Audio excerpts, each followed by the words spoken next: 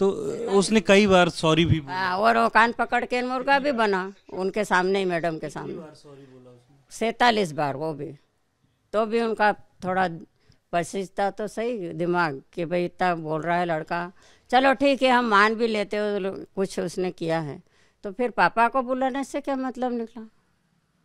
पापा को बुलाया था, पापा के सामने करते ना, या फिर आप लिखित में आवेदन देते घर पे कि आपने बच्चे ने ऐसा किया है ऐसा, हम खुद ही उसको कुछ करते। वो डायरेक्ट आप वो कर रहे हैं। प्रिंसिपल मैडम इतना जोर जोर से चिल्ला रही, इतना उसको प्रताड़ित किया कि बच्चा दौड़ता हुआ ऊपर जा रहा, और एक जेंट्स पीछे से क्यों दौड़ रहा था? ऊपर से अगर इसने छलांग लगाई है। पहले भी इस तरीके का कभी हुआ है? नहीं हुआ ना, उधर कहाँ हुआ था कि कुछ मतलब हो रहा है कि क्या नहीं, ये किसी को मालूम थोड़ी। तो आप ये कहना चाह रही हैं जो ये वीडियो में भी दिखाई दे रहा है कि कोई जो उसके पीछे दौड़ते हुए नजर आ रहा है, दौड़ रहा है, परेशान करने के लिए दौड़ा, या उसने दौड़ाया उसको ऊपर चढ़ाया, या ऊपर से कैसे कूदा, या किसने उसको धक्का लगा दिया। उसके बाद से रिशान से भी बात नहीं हो पाई, वो बोलने की हालत में नहीं था? तब बोला ना उसने कि मैडम ने मेरे को टॉर्चर किया, बहुत ज़्यादा किया। वो भी भाई हैं रिशान के, आप बताओ कि प्रत्युष रिशान क्या परेशान लग रहा था? आप कौन से स्कूल में पढ़ते हैं? आप भी क्या वहीं पढ़ते हैं? नहीं, मैं दूसरे स्कूल में हूँ, 12th क्लास में हूँ। वो रिशान नॉर्मली लग रहा था, जो भी हुआ वो सब स्कूल में जाके ही हुआ, उससे पहले तो कुछ नहीं हुआ। कभी कुछ बताया आपको कि उसको इस तरीके से टॉर्चर किया उसने, उसको स्कूल में टॉर्चर किया गया?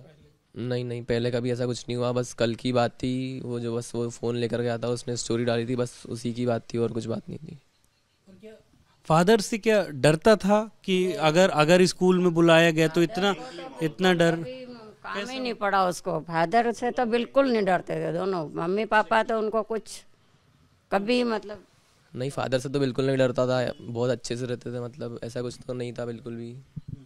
और फादर से तो वो मिला भी नहीं, मिलने से पहले ही फादर उसके मतलब वो वेटिंग एरिया में बैठे थे, और बस उसके साथ बात करी उन्होंने और वो ऊपर भाग गया, और फादर को देखा तक नहीं उसने। और वो मैडम कभी ऐसा भी हुआ कि उसकी बार बार क्या शिकायतें आई स्कूल से, या कभी आती थी, या पहली बार ऐसा हुआ?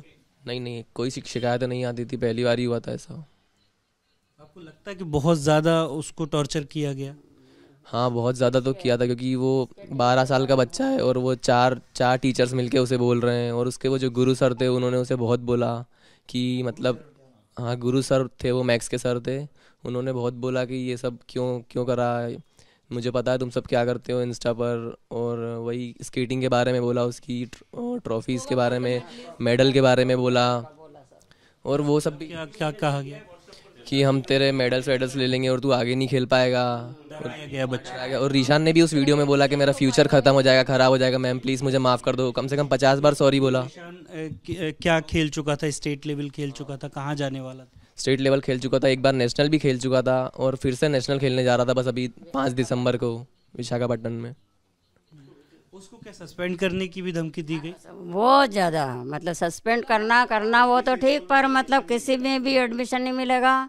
किसी ने कहा कि नेशनल अवार्ड जीत के आया बच्चा, तो थोड़ा देखो मैडम तो के उससे मतलब बिल्कुल आप वायरल करो जो वीडियो है ना वो। और है ना मैडम, जब मैडम बोल रही है ना, जो आई कांटेक्ट करा उसने, ये बीच बचाव कर रहे हो।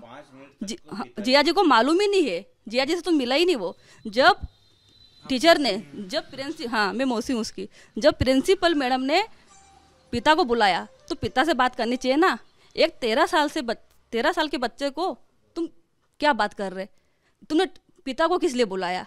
एक तो ये बताओ। यदि बच्चे से बात करी थी तो पिता को बुलाने का कारण क्या था? क्यों बुलाया पिता को? हैं? और मैडम वो बच्चा इतनी बार सॉरी बोल रहा, आप उस वीडियो को देखो आप। वो बच्चा इतना अनुशासन, इतना समझदार बच्चा है, वो इतना डिसिप्लिन वाला बच्चा है, कभी ऐसी गलती नहीं करता। उससे बात करो आप।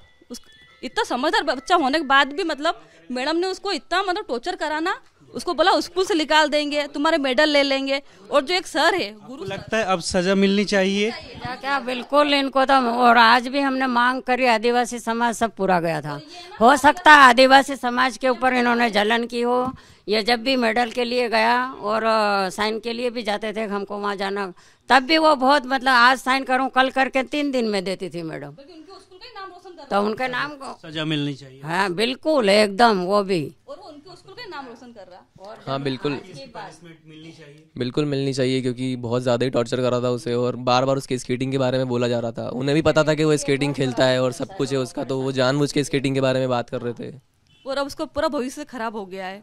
आप उसको देखो, वो है ना, आप उसको पहले का देखो और आज का रिसान देखो, और वैसा आज एक रिसान है, कल हजारों रिसान उठेंगे, क्या करेंगे? और कोई कार्रवाई नहीं कर रहे। हम सुबह से गए वहाँ पे, किसी ने हमारी कुछ नहीं सुनी, और हम थाने पे भी गए, कोई कार्रवाई नहीं करी हमारी, कोई कार्रवाई नहीं हुई हमारी। एफआईआर दर्ज हो? बिल्कुल होनी चाहिए सर, उन्होंनी गलती है। अगर स्कूल प्रशासन की गलती है, आपने वीडियो में देखा होगा, सब में देखा होगा, अगर स्कूल प्रशासन की गलती हो तो उनके ऊपर एफआईआर होनी चाहिए। बच्चा अगर 52 बार 50 बार अगर सॉरी बोल रहा है तो कम से कम एक बार तो टीचर को मानना चाहिए। कान पकड़ के अगर लड़का सॉरी बोल रहा है तो अगर 50 बार सॉरी बोल रहा है अगर, तो उसको एक बार तो माननी चाहिए प्रिंसिपल को। अगर वो नहीं मान रहा है, असंवेदनशीलता है। और ये बात भी विशेष है, देखने वाली है कि बार बार बच्चे को उसके फ्यूचर को लेकर के डराया जाता रहा, इस बात को लेकर के डराया जाता रहा। परिवार ये आरोप लगा रहा है कि बार बार उसका जो स्केटिंग का करियर है वो ख़राब हो जाएगा, इस तरीके की बात कह कर के डराया जाता रहा। और उसका अंजाम ये हुआ कि उसकी मानसिक स्थिति पर इतना बुरा असर पड़ा कि उसने स्कूल से छलांग लगा दी। परिवार का ये भी दावा है कि इस बात की भी जांच होनी चाहिए कि आखिर जो उसके पीछे व्यक्ति दौड़ रहा था उसकी मंशा क्या थी, क्या पूरी सच्चाई वही है जो बताई जा रही है। कैमरा पर्सन होमेंद्र देशमुख के साथ अंबुज पांडे, एबीपी न्यूज़, रतलाम।